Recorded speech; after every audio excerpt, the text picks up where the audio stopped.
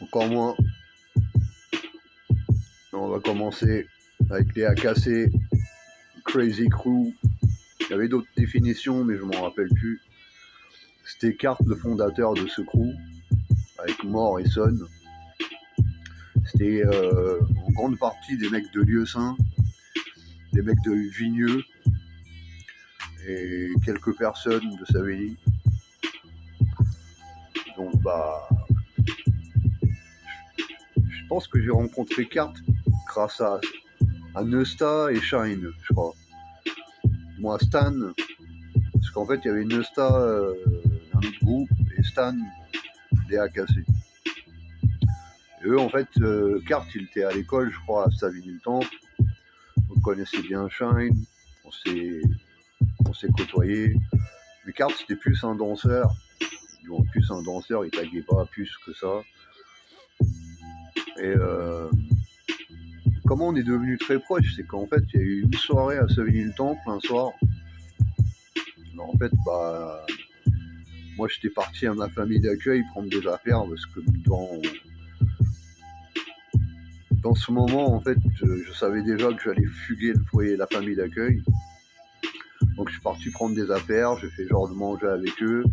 Je fais genre que j'allais appeler ma mère et en fait, j'ai disparu dans la nature. Et il y avait une soirée à Savigny, je me rappelle, il y avait la plupart des AKC, il y avait Cart, Mort, Son, il y avait Crime, Tilien. Je pense qu'il y avait Shine aussi à cette soirée, Stan. Et peut-être Jeff aussi.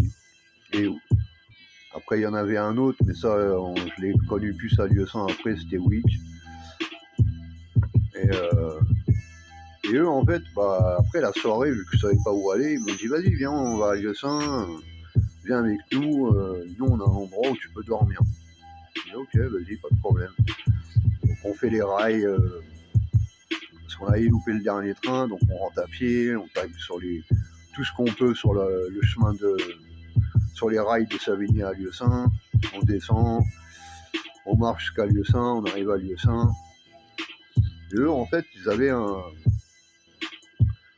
endroit secret pour pouvoir rentrer dans la MJC. Et en fait, la MJC, plus ou moins, il a squatté, mais quand il voulait, quoi. Donc en fait, quand la MJC était fermée, eux, ils étaient en train de squatter la MJC quand même, en train de faire des baby-foot et on était en train de graffer derrière ou de faire des tags partout où on pouvait pas d'habitude. Et donc, j'ai commencé à squatter un petit peu à Lieu-Saint parce que je pouvais squatter cette MJC tous les soirs. Et en plus, en étant à la rue et tout ça, c'était plus simple pour moi.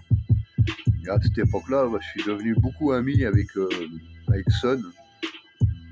Et en fait, on était à une gare de Comble-la-Ville, donc mon dépôt préféré de tous les temps.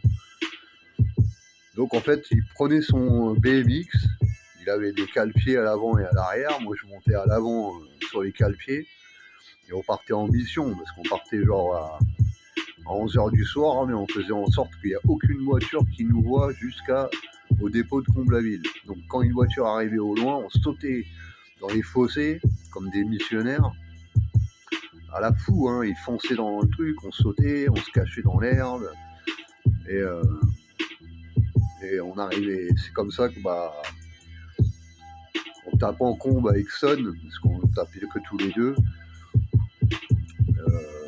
On était parti à Belleville et pendant que le mec il était parti prendre l'encre en bas, j'avais réussi à prendre une éponge. Je crois le premier que j'avais vu faire ça, si je dis pas de conneries, je crois que c'était Assassin. C'était Sine, S-I-N-E là. Je crois qu'il était VEP ou je sais plus quoi. Je crois que c'est lui le premier que j'ai vu faire ça. Loin de mes yeux. Hein. Après, celui qui nous a tous battus dans les éponges et tout ça, c'est Shine. Lui nous a ramené une éponge de maçon, un truc une éponge collée sur une raclette en fer. Je sais pas d'où il nous a sorti ce truc-là, le Shine.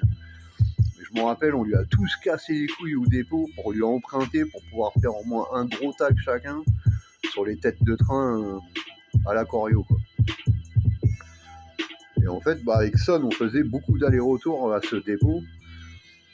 Et donc on avait tout un rituel, ce genre de mission de ne pas se faire voir par les voitures sur la route.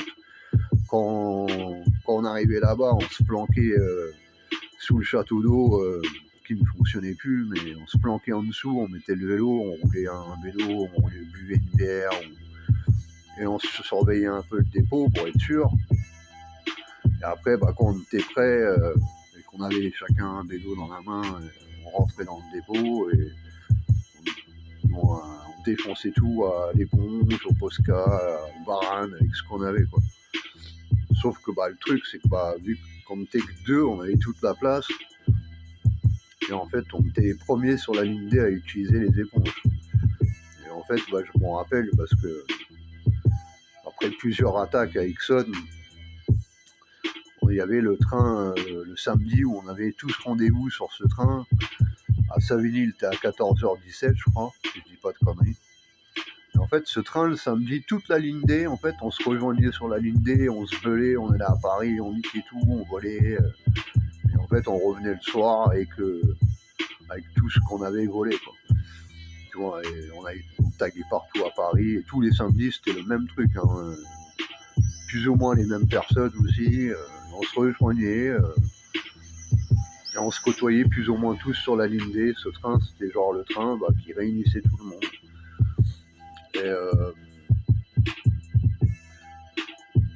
Et donc, moi, je savais qu'il y avait le train, et genre, j'étais arrivé au Mai en bus de Melun, parce que j'étais parti voir ma mère. Et en fait, je suis arrivé en courant à la gare du Mai, parce que je pensais avoir loupé le train. J'arrive en courant et je vois que le train il avait été en retard. Et juste en face, de l'autre côté du quai, il y a un train, un Moyessonne, que des éponges noires qui coulent, tout sale, tout dégueulasse. Et quand je descends sur le quai, je crie « C'est qui a le contrôle ?» Et là, c'était plus des Obécos ou des DPM, des OCT. Et ils me voient, ils font « Oh le bâtard » et tout. Putain, c'est violent, tout noir, c'est dégueulasse. C'est choquant et tout, carrément. Et je me rappelle, avec le son, on avait laissé une bonne empreinte sur les trains. Bon, après, moi, avec les mois et Lieusaint à la MJC, pendant un moment, j'avais carrément les clés. Ils m'avaient donné les clés, donc je pouvais carrément y rentrer comme je voulais, par la porte d'entrée. Sauf qu'au bout d'un moment, ils en avaient marre de moi et ils disaient qu'il fallait que je retourne en foyer, en famille d'accueil ou quelque chose comme ça. Ils avaient même réussi à retrouver ma famille, mon assistante sociale. Ils l'avaient ramenée à Lieusaint. Et en fait, j'étais arrivé dans la MJC sans le savoir, et elle était là, et genre ils m'ont pris, essayer de me remettre dans les foyers, les familles d'accueil, et moi je le voulais pas, je voulais être libre. Et j'avais envie d'être auprès de ma mère, hein, mais ma mère à l'époque elle n'allait pas chez elle, et la personne qui l'hébergeait à l'époque, qui m'avait hébergé quand j'étais sorti du foyer qui était fermé, en fait il m'avait viré parce qu'un soir j'avais demandé un paquet de pâtes, une assiette de pâtes en plus.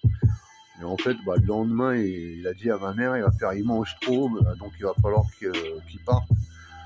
Et donc ma mère, pour pas être à la rue, moi je suis parti à la rue, ce qui est normal. Mais sauf que j'étais super jeune, hein, et c'était pas facile, quoi. C'était des moments très laborieux. Et en fait, tu vas où tu peux aller, quoi. En fait, et où on t'accepte et où tu as un petit peu de reconnaissance. C'est pour ça qu'en fait, quand tu rentres dans ces crews, quand t'es à la rue, que t'as personne et que ta mère elle est malade, et que tu dois te débrouiller tout seul en étant un adolescent, c'est pas toujours facile, c'est pas évident du tout.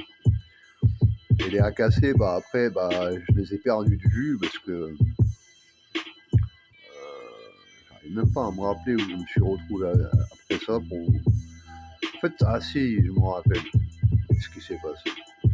Ce qui s'est passé, mais je vais en parler dans le prochain épisode. Désolé, avec Léo Bécos. Donc, là, je vais partager ces deux-là. Et après, je vais attaquer au Bécos. Et j'espère que vous appréciez les vidéos. Que l'histoire vous fait plaisir à l'entendre. J'essaye de parler de tout le monde, surtout pas que de moi-même, parce qu'il n'y a pas que moi-même dans tout ça. C'est aussi grâce aux gens que j'ai rencontrés dans ma vie que les choses se sont passées comme ça. Donc en fait, je pensais que c'était important de parler de tout le monde. Ils vont pas être fermés, ils vont être très objectifs et ouverts d'esprit pour dire le plus de vérité et le plus de choses justes, sans être dans l'abus ou l'extrême. Voilà. À bientôt.